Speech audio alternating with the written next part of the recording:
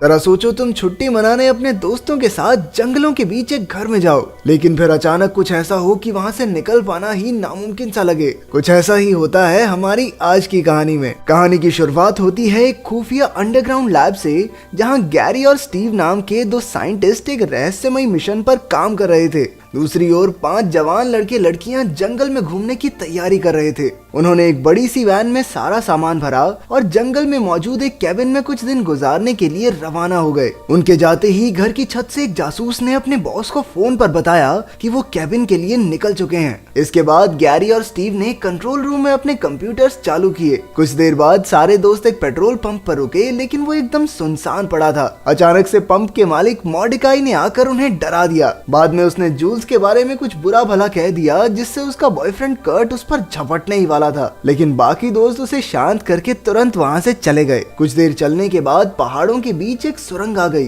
Cabin तक पहुंचने के अलावा कोई दूसरा रास्ता नहीं था। जैसे ही वैन सुरंग से गुजरी, हम देखते हैं कि एक पक्षी बहुत तेजी से उड़ता हुआ आया, लेकिन एक अदृश्य दीवार से टकराकर नीचे गिर गया। इसका मतलब ये था कि ये इलाका किसी के कंट्रोल में है। कुछ देर बाद वो कैबिन तक पहुंच गए। फिर होल्डन को अपने कमरे में एक बेहद अजीब पेंटिंग दिखी, इसीलिए उसने उसे उतार दिया। लेकिन उसके पीछे एक शीशा था, जिससे डैना का कमरा साफ दिखाई दे रहा था। डैना को कपड़े बदलते देख उसने तुरंत आवाज देकर उसे रोक दिया और सबको बुलाकर ये शीशा दिखाया। थोड़े हंसी मजाक के बाद होल्डन ने अपना कमरा डेना को दे दिया। गजब ही शरीफ लौंडा नहीं है ये। डैना ने वो पेंटिंग एक बार फिर वहीं लगा दी और उसे एक चादर से ढक दिया। उधर लैब में कैबिन की हर हरकत कैमरे में रिकॉर्ड हो रही थी। सच तो ये था कि कैबिन से लेकर आसपास के पूरे जंगल का इलाका उनके कंट्रोल में था। तभी मॉर्डिकाई ने उन्हें कॉल करके खबर दी कि उन दोस्तों का ग्रुप कैबिन में पहुंच गया होगा। इसके बाद लैब में सट्टे लगने शुरू हो गए कि आखिर इन दोस्तों को कौन सा वहशी जानवर मौत के घाट उतारेगा। ये चल क्या रहा है? पता चला कि उन सबको एक खुफिया कमरे में पहुंचाया जाएगा, जहां वो अपनी मौत का जरिया खुद चुनेंगे।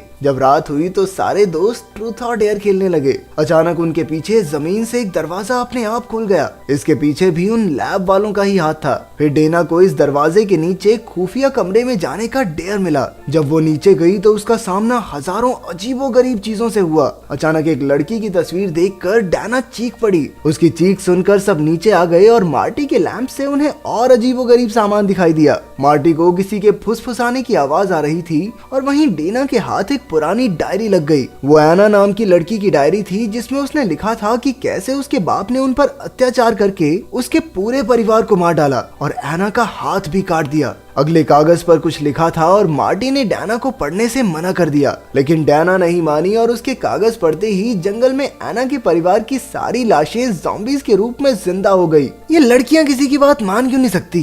करा लिए ज़ॉम्बी जिंदा।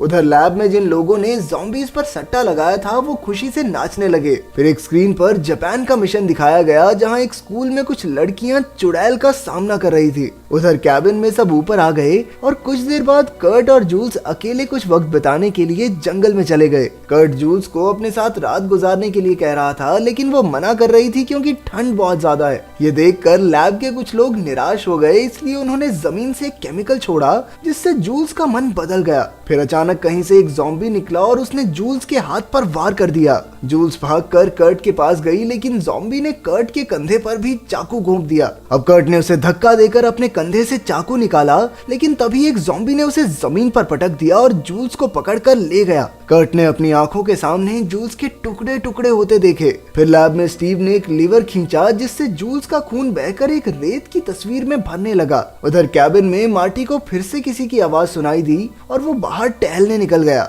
फिर वो हल्का होने के लिए रुका तो उसने देखा कि आसमान में एक भी तारा नहीं था। अचानक उसके पीछे एक ज़ॉम्बी आया और धीरे धीरे उसकी ओर बढ़ने लगा, लेकिन तभी कर्ट ने आकर ज़ॉम्बी को धक्का दे दिया और मार्टी को भगाकर कैबिन में ले आया। फिर कर्ट ने बाकी सबको बताया कि जूल्स की मौत हो गई है और अब उन्हें तुरंत यहाँ से निकलना होगा। इसके बाद मार्टी के मना करने के बावजूद भी डेना ने दरवाजा खोल दिया, जहाँ एक ज़ॉम्बी उन्हें मारने को तैयार खड़ा था। ये इस लड़की की क्या बीमारी है? बात क्यों नहीं मान रही है? ज़ॉम्बी ने जूल्स का कटा हुआ सर डेना के हाथों में फेंका, जिससे वो बुरी तरह डर गई। तभी कर्ट और होल्डन ने तुरंत दरवाजा लॉक कर दिया। कर्ट ने कहा कि उन्हें सुरक्षा के लिए कैबिन के हर खिड़की दरवाजे को अच्छी तरह बंद करना होगा। यह सुनकर लैब लैब के लोग घबरा गए, इसीलिए उन्होंने कैबिन में एक ऐसी गैस छोड़ी जिससे कर्ट का मन बदल गया। उसने सबको दूर दूर फैल जाने को कहा। जब सभी अपने अपने कमरे में चले गए तो लैब वालों ने उनके दरवाजे लॉक कर दिए। जब मार्टी अपने कमरे की खिड़की बंद करने गया तो अचानक उससे एक लैंप टूट गया,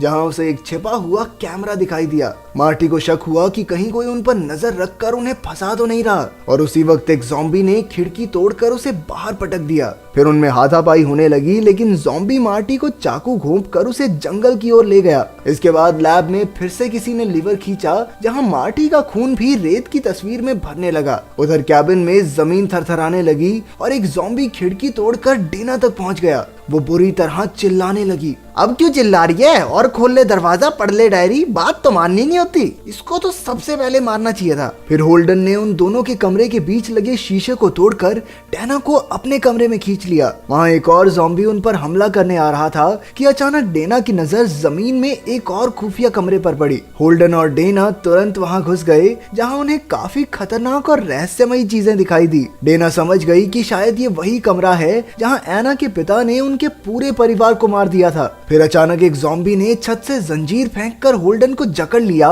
लेकिन एना ने उसे वापस खींच लिया। फिर उसने एक चाकू से मारकर उस ज़ॉम्बी को काफी घायल कर दिया। ये देखकर गैरी ने लैब से एक बटन दबाया, जिससे डेना के चाकू में बिजली दौड़ने लगी और उसने वो चाकू फेंक दिया। चीटिंग कर रहे हैं ये। अचानक एक और दरवाजा खुला और कर्ट ने आकर कहा कि उसे बाहर निकलने का रास्ता मिल गया है। वहाँ से भागकर वो अपनी वैन में बैठ गए, लेकिन वैन पर खूनी हाथ के निशान पर उनकी नजर नहीं पड़ी। उधर जापान में लड़कियों ने चुड़ैल को अपने वश में करके मेंढक में बदल दिया था। इसका मतलब ये था कि अब मिशन को पूरा करने के लिए सिर्फ अमेरिका की टीम ही बाकी थी। फिर लैब में गैरी ने देखा कि उनकी वैन सुरंग तक पहुंचने ही वाली है। वो भागकर दूसरे कमरे में गया और देखा कि सुरंग के सिस्टम की तार टूट चुकी थी। जैसे ही वैन सुरंग में घुसी, गैरी ने तार जोड़कर सुरंग में धमाका कर दिया। ऐसे में कर्ट को तुरंत वैन को वापस मोड़ना पड़ा। अब सुरंग बंद होने के बाद उनके पास सिर्फ खाई का रास्ता बचा था, लेकिन रस्सियां ना होने की वजह से कर्ट ने अपनी बाइक से खाई पार करके पुलिस को बुलाकर लाने का फैसला किया। लेकिन जैसे ही वो कूदा, वो उस अदृश्य दीवार से टकरा गया और बुरी तरह जलकर खाई में गिर पड़ा। लैब में फिर से कर्ट के खून से रेत की एक और तस्वीर भरी गई। अब होल्डन और डेना वैन में फिर से कैबिन की ओर जाने लगे। होल्डन को यकीन था कि कैबिन के उस पार कोई रास्ता जरूर मिलेगा, लेकिन उसी पल पीछे से किसी ने चाकू से वार करके उसे मार डाला। दरअसल वैन में पहले से ही एक ज़ॉम्बी मौजूद था, जिसे देखकर डेना चिल्ला उठी। वैन भी अब सड़क से हटकर तालाब में गिर गई थी। ज़ॉम्बी ने डेना को पकड़ने की कोशिश की, लेकिन डेना तुरंत तैरकर दूर निकल गई। जैसे ही वो किनारे पर पहुंची तो एक और ज़ॉम्बी उसके खून का प्यासा खड़ा था। उधर लैब में सब जश्न मना रहे थे, लेकिन अचानक उन्हें फोन आया और पता चला कि जिन लोगों की बलि दी गई है उनमें से एक अभी भी जिंदा है। वहीं किनारे पर ज़ॉम्बी डेना को मारने ही वाला था कि अचानक मार्टी ने आकर उसे बचा लिया। वो दोनों ज़ॉम्बी को तालाब में गिराकर भाग निकले। असल में जो ज़ॉम्बी मार्टी को मारने आया था, मार्टी ने कुल्हाड़ी से उसकी गेम बिठा दी और जिंदा बच गया। फिर वो डेना को एक कब्र में ले आया, जो अंदर से बिल्कुल एक बक्से जैसी थी। मार्टी ने एक बटन दबाया, जिससे जमीन का दरवाजा खुला और वो दोनों एक लिफ्ट में आ गए। जब लिफ्ट रुकी तो एक खूंखार भेड़िया उन पर झपट पड़ा। फिर वो लिफ्ट फिर से चल पड़ी और जहाँ जहाँ लिफ्ट रुकती, उनका सामना अजीबोगरीब दरिंदों से होता। डेना को एहसास हुआ कि ये वही दरिंदे हैं जो उन्होंने खुफिया कमरे में देखे थे, यानी कि उन्होंने डायरी को उठाकर खुद ज़ॉम्बीज के हाथों अपनी मौत चुनी थी। वहाँ हजारों दरिंदे अपनी बारी का इंतजार कर रहे थे। उधर लैब वालों को पता चला कि मार्टी कोई खास तरह की घास फूस फूक रहा था, जिसकी वजह से उसके ऊपर उनके केमिकल्स का असर नहीं हुआ। फिर अचानक लिफ्ट रुकी और एक आदमी डेना को ले जाने लगा, लेकिन एक ज़ॉम्बी ने नीचे से उसका पैर पकड़ लिया और डेना और मार्टी ने उसकी बंदूक छीन ली। फिर वो दोनों एक हॉल में पहुंचे, जहां एक औरत की आवाज उनसे कह रही थी कि वो दोनों एक बहुत बड़े मिशन का हिस्सा हैं। तभी पूरी फौज उन पर हमला करने आ पहुंची और वो दोनों एक कंट्रोल रूम में छिप गए। फिर डेना ने एक लाल बटन दबा दिया, जिससे सारे दरिंदे अपने पिंजरों से आजाद हो गए और हर तरफ हड़कंप मच गया। इन दरिंदों ने फौजियों से लेकर साइंटिस्ट तक हर किसी को नोचकर खाना शुरू कर दिया। अचानक लाइट चली गई और मार्टी और डेना के कमरे में एक खतरनाक चमगादड़ आ गया। फिर वो बंदूक से गोली चलाकर किसी तरह भाग निकले और एक दीवार में बने छेद में घुस गए, जो एक खुफिया सुरंग थी।